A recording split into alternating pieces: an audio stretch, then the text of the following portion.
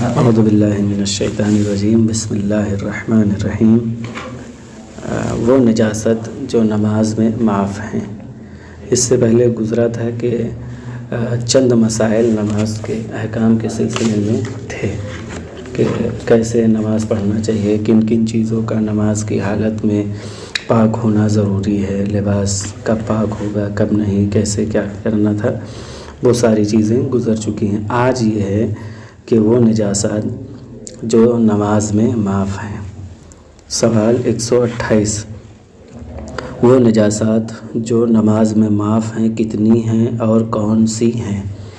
جواب، آیت اللہ العظمیٰ السید سستانی دامہ ظلہ کے نزدیک 5 ہیں، یعنی 5 چیزیں ایسی ہیں جو نماز میں معاف ہیں۔ وہ کون کہہ رہا ہے؟ آیت اللہ العظمیٰ السید سستانی دامہ ظلہ برکاتہ کہہ رہے ہیں کہ 5 چیزیں وہ ہیں جو نماز کی حالت میں معاف ہیں۔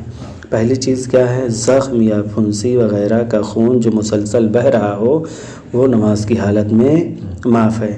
دوسری چیز 1 درہم سے کم یعنی انگوٹھے کے پورے سے کم خون نماز کی حالت میں معاف ہے۔ تیسری چیز ایسا پہناوا جو انتہائی مختصر ہو، یعنی جو شرمگاہوں کو چھپانے کے لیے درکار کپڑے سے بھی کم ہو، جیسے ٹوپی یا آزار بند۔ نجس ہو تو نماز ٹھیک ہے، یعنی ٹوپی یا آزار بند یعنی زار بند اگر نجس ہے تو وہ نماز کی حالت میں معاف ہے اور نماز کیا ہے؟ صحیح ہے، نماز ٹھیک ہے۔ چوتھی چیز کیا ہے کہ وہ چیز جو پہناوا شمار نہ ہو اور انسان نے اسے اپنے ساتھ اٹھایا ہو، جیسے چھوٹا رومال، موبائل وغیرہ، تو یہ بھی کیا ہے؟ اگر نجس ہے تو نماز اس کی صحیح ہے، وہ نجاست معاف ہے۔ 5ویں چیز حالت اضطرار میں نجاست کے ساتھ پڑھنا۔ اگر کوئی مجبوری آ جائے کہ اب مجبوری ایسی ہے کہ نہ ہی ہم لباس پاک کر سکتے ہیں اور نہ ہی کوئی ایسا چارہ ہے کہ ہم اس چیز سے بچ سکتے ہیں، تو حالت اضطرار یعنی مشکل وقت ہے، پریشانی کا وقت ہے، اب کوئی چارہ نہیں ہے مگر یہ کہ جس لباس ہی میں نماز پڑھ سکتے ہیں، تو ایسی صورت میں آیت اللہ العظمیٰ سید علی سستانی دامہ ظلہ کے نزدیک نجس لباس میں نماز پڑھ سکتے ہیں۔ سوال نمبر 129، نماز میں نجاست سے معاف ہونے سے کیا مراد ہے؟ جواب، اس کا مطلب یہ ہے کہ اگر مندرجہ بالا نجاست بدن یا کپڑے پر لگی ہوں تو اسی طرح نماز پڑھنا صحیح ہے۔ ٹھیک۔ سوال نمبر 130، کیا ہر قسم کے زخم کا خون معاف ہے؟ جواب، نہیں، بلکہ ضروری ہے کہ وہ زخم قابل اعتنا یعنی پرواہ کے قابل ہو اور وہ کچھ عرصے ثابت اور مستقر رہے تو اس سے نکلنے والا خون معاف ہے، یعنی زخم جو ہے کچھ دنوں تک باقی رہے اور وہ مستقر رہے اور اس سے خون نکلے تو وہ زخم کا خون وہ کیا ہے؟ معاف ہے، اگرچہ وہ کتنا ہی زیادہ کیوں نہ ہو، کہ جس کی تفصیل آگے آئے گی۔ لہٰذا اگر جزوی زخموں سے بہنے والا خون ہو تو ضروری ہے کہ اسے پاک کیا جائے، جیسا کہ چھری یا بلیڈ انگلی پر لگے اور زخم بن جائے جو کہ جلدی ٹھیک ہو جاتا ہے تو اس کی نجاست معاف نہیں ہے، یعنی وہ کافی دنوں تک باقی رہے اور اس سے خون نکلے، پھوڑا پھنسی، تو وہ زخم کا خون اور نجاست معاف ہے نماز میں۔ لیکن اگر جو ہے مستقل نہ رہے، مستقر نہ رہے خون، یعنی 2-3 دن میں ٹھیک ہو جائے گا تو کیا ہے؟ وہ خون معاف نہیں بلکہ اس کو پاک کیا جائے گا، صاف کیا جائے گا۔ سوال نمبر 131، زخم یا پھنسی وغیرہ کا خون کب تک معاف ہے؟ ٹھیک، اس کا زخم یا پھنسی وغیرہ کا خون کب تک معاف ہے؟ جواب، زخم اور پھنسی وغیرہ کا خون اس وقت تک معاف ہے جب تک وہ زخم یا پھوڑا وغیرہ ٹھیک نہ ہو جائے۔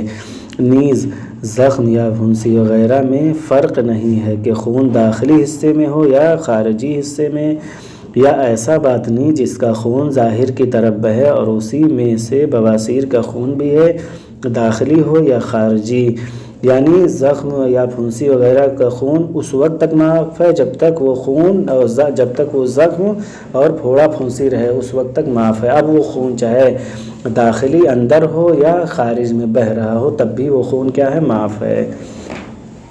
اسی طرح اسی حکم میں کیا آتا ہے؟ بواسیر کا خون چاہے خارج میں ہو یا داخل میں ہو تو وہ خون کیا ہے؟ نماز کی حالت میں معاف ہے۔ سوال نمبر 132، کیا زخم یا پھنسی وغیرہ کے خون کے معاف ہونے کے لیے ضروری ہے کہ اس کے پاک کرنے یا اس کپڑے کو تبدیل کرنے سے ایسی مشقت اٹھانی پڑے کہ جسے عام طور پر اٹھانا بہت زیادہ مشکل کام سمجھا جاتا ہو؟ جواب، یہ شرط نہیں ہے، لہٰذا اگر مشقت نہ بھی اٹھانی پڑے تب بھی خون معاف ہے، اگرچہ احتیاط مستحب ہے کہ اسے معتبر سمجھا جائے۔ یعنی اگر مشقت نہیں بھی ہے کپڑا وغیرہ بدلنا تب بھی جو ہے وہ خون کیا ہے؟ معاف ہے۔ سوال نمبر 133، زخم یا پھنسی وغیرہ سے رسنے والی پیپ، دوائی اور پسینے کا کیا حکم ہے؟ یعنی جو چیزیں زخم یا پھنسی وغیرہ سے بہتی ہیں جیسے پیپ اور دوائی اور پسینے تو اس کا کیا حکم ہے؟ جواب، وہ بھی معاف ہیں، یعنی وہ بھی اگر بہہ رہی ہیں تو نماز پڑھ سکتا ہے، کوئی حرج نہیں ہے، اس کی نماز صحیح ہے، ٹھیک ہے۔ سوال نمبر 134، جب شک ہو کہ فلاں خون زخم کا ہے یا پھنسی وغیرہ کا یا کوئی اور خون تو اس کا کیا حکم ہے؟ اب اسے شک ہو رہا ہے کہ یہ خون زخم کا ہے یا پھنسی وغیرہ کا یا کوئی دوسرا خون ہے تو اب اس خون کا کیا حکم ہے؟ جواب، احتیاط لازم کی بنا پر ایسا خون معاف نہیں ہے، ٹھیک۔ سوال نمبر 135، آیا لباس اور بدن پر لگا انگوٹھے کے پورے سے کم ہر خون معاف ہے؟ یعنی لباس اور بدن پر لگا ہوا خون جو انگوٹھے کے پورے سے کم ہے وہ تمام کا تمام ہر قسم کا خون معاف ہے؟ جواب، جی ہاں، اتنا جی ہاں، اپنا یا کسی کا خون جس کی مقدار ایک پورے سے کم ہو تو وہ کیا ہے؟ وہ خون معاف ہے نماز کی حالت میں، یعنی نماز پڑھ سکتا ہے اگر انگوٹھے کے پورے سے کم ہو۔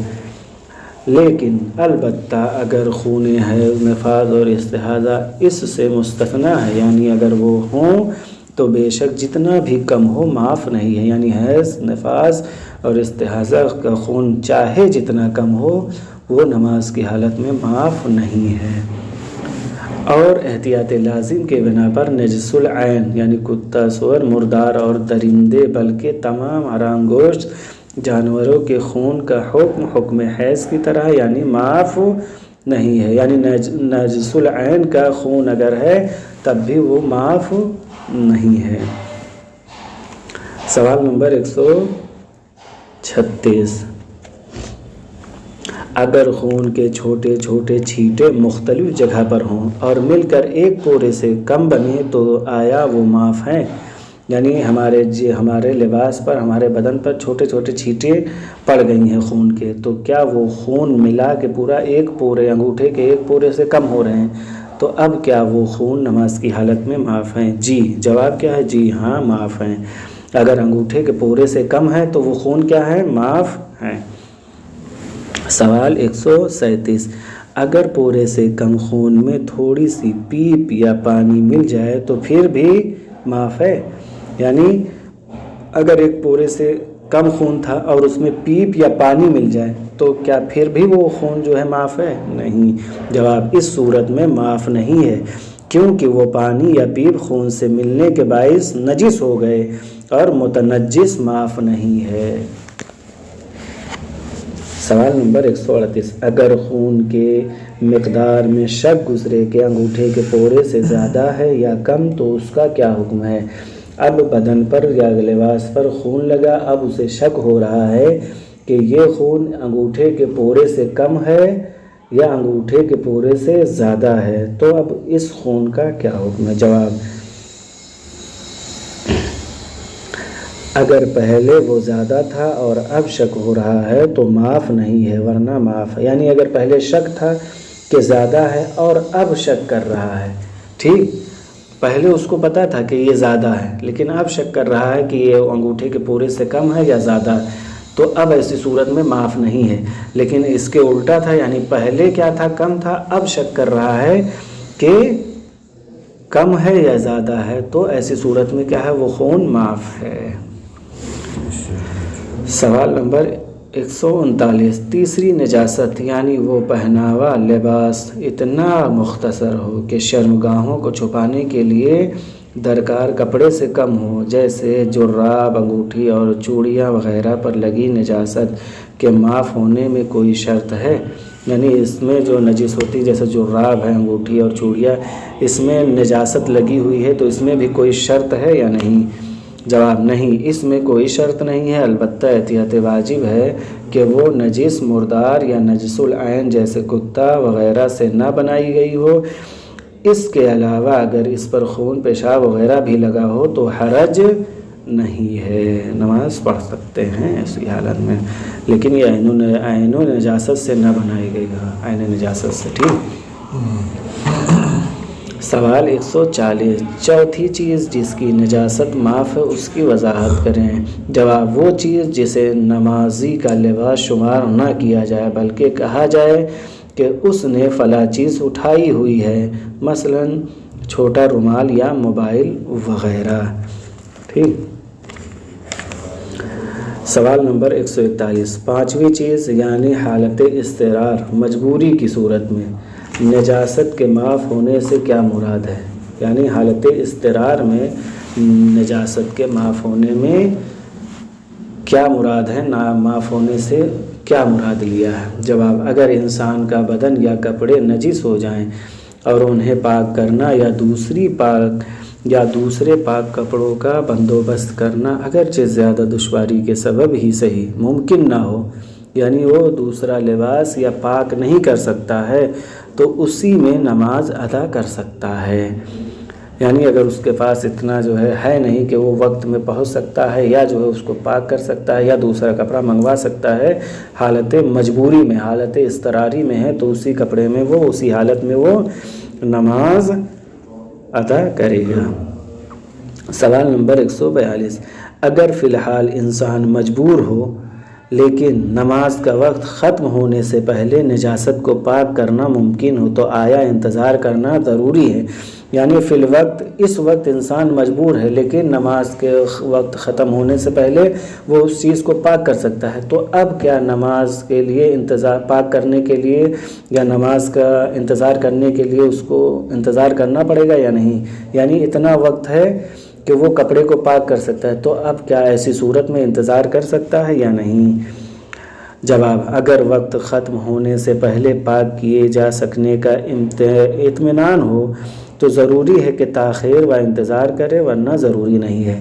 یعنی اگر وہ نجاست کو نماز کا وقت ختم ہونے سے پہلے پاک کرنے کا اطمینان ہو کہ پاک کر سکتا ہے، تو اب نماز کے لیے انتظار کرے گا اور اپنے کپڑے کو پاک کرے گا۔ لیکن اس کو اطمینان نہ ہو کہ نماز کا وقت ختم ہو جائے گا اور ہم کپڑا یا لباس کو پاک نہیں کر سکتے یا تبدیل نہیں کر سکتے لباس کو، تو اب اس کو انتظار کرنا ضروری نہیں بلکہ نماز پڑھے گا۔